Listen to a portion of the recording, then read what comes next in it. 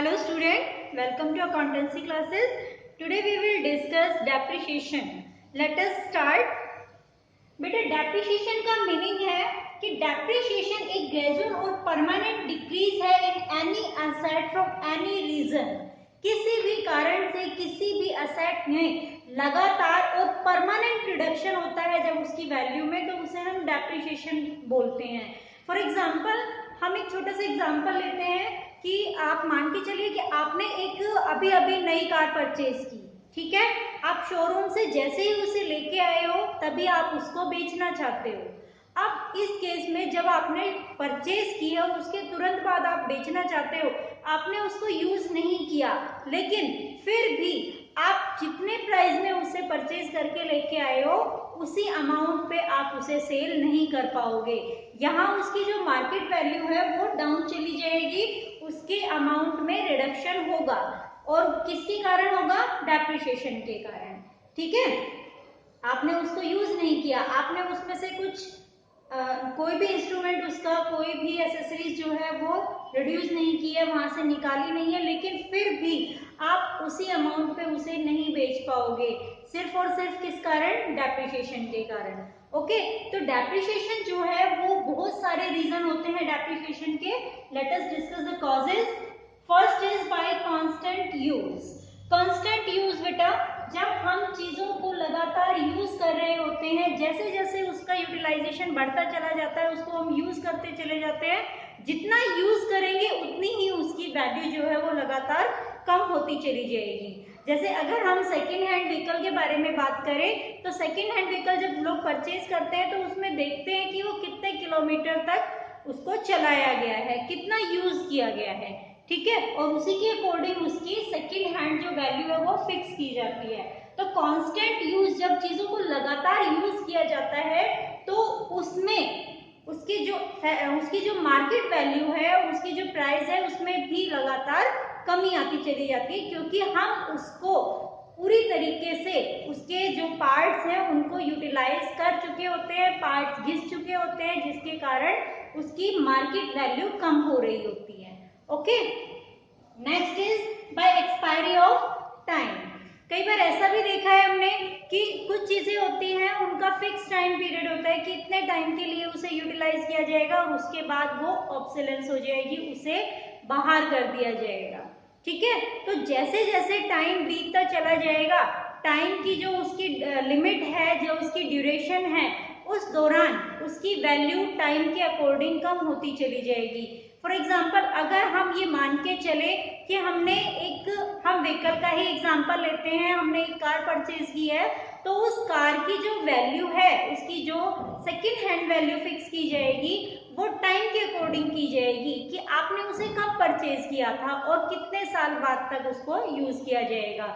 Means यहाँ आपने car को परचेज किया, 10 साल अपने पास रखा, तो 10 साल बाद उसकी मार्केट में वैल्यू क्या रह जाएगी बेटा? 15 साल बाद तो उसे ऑन रोड हटा दिया जाएगा, गवर्नमेंट का जो लीगल रूल है उसके अकॉर्डिंग वहां से उसे शिफ्ट कर दिया जाएगा. तो उस केस में उसकी जो मार्केट वैल्यू है वो कम से कम रखी जाएगी. ठीक है, next one is bye expiry of legal rights. इसमें भी मैं इसी एग्जांपल को लेना चाहूंगी कि चाहे आपने बिल्कुल भी अपने व्हीकल को यूज नहीं किया, लेकिन गवर्नमेंट ने, अगर फॉर एग्जांपल एक बस ली हुई है हमने और उस बस को हमने बिल्कुल भी नहीं चलाया, एज इट इज हमारे गोडाउन में एज इट इज खड़ी हुई है, या उसको थोड़े बहुत दूर तक हमने चलाया है, बहुत कम उसको यूटिलाइज किया है, फिर भी जो गवर्नमेंट के अकॉर्डिंग बसेस जो हैं उनका जो लाइफ है वो 10 ईयर्स का माना जाता है कि 10 ईयर बाद उसको वहां से रिप्लेस करना पड़ेगा. तो 10 साल बाद आप उसको किसी भी कीमत पर ज्यादा वैल्यू में नहीं बेच पाओगे, उसकी जो स्क्रैप वैल्यू है उसी में उसको बेचना पड़ेगा. क्यों? क्योंकि कोई अगर उसको परचेज भी करेगा तो वो उसको ऑन रोड यूज नहीं कर पाएगा. ठीक है, तो ये कुछ एग्जाम्पल थे, कुछ कॉजेज थे जिनसे डेप्रिसिएशन होता है. Next one is by obsolescence. चलन से बाहर चले जाना, चीजें जो है वो आउट ऑफ फैशन हो जाती है.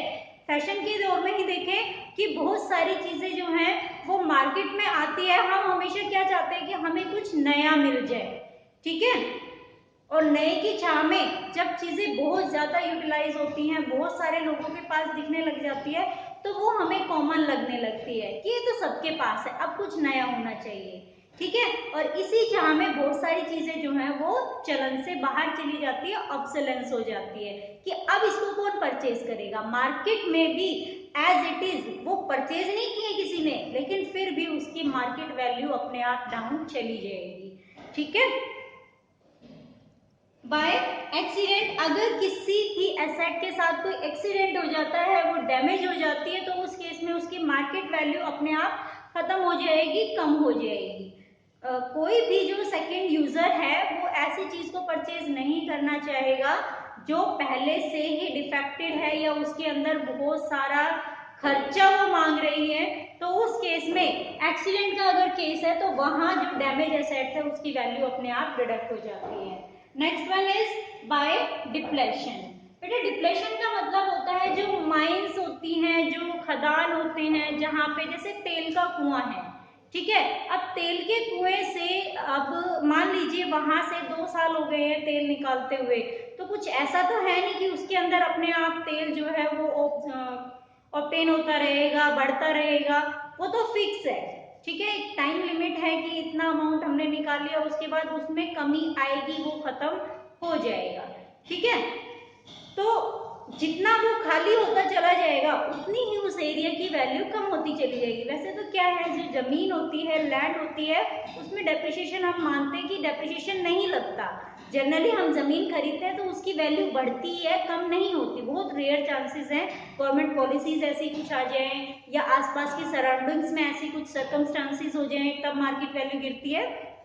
लेकिन जनरली माना यह जाता है कि जो हमारी एसेट्स हैं उनकी वैल्यू जमीन जायदाद जो है उनकी वैल्यू कम नहीं होती है, ठीक है।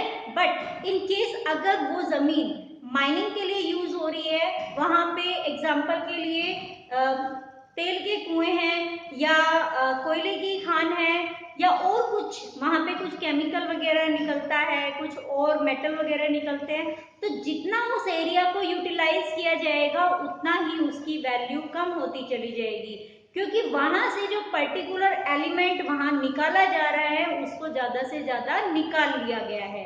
तो उस केस में वो जो जमीन है वो बाद में यूजलेस होने वाली है, इसीलिए उसकी कीमत गिर जाती है, ठीक है।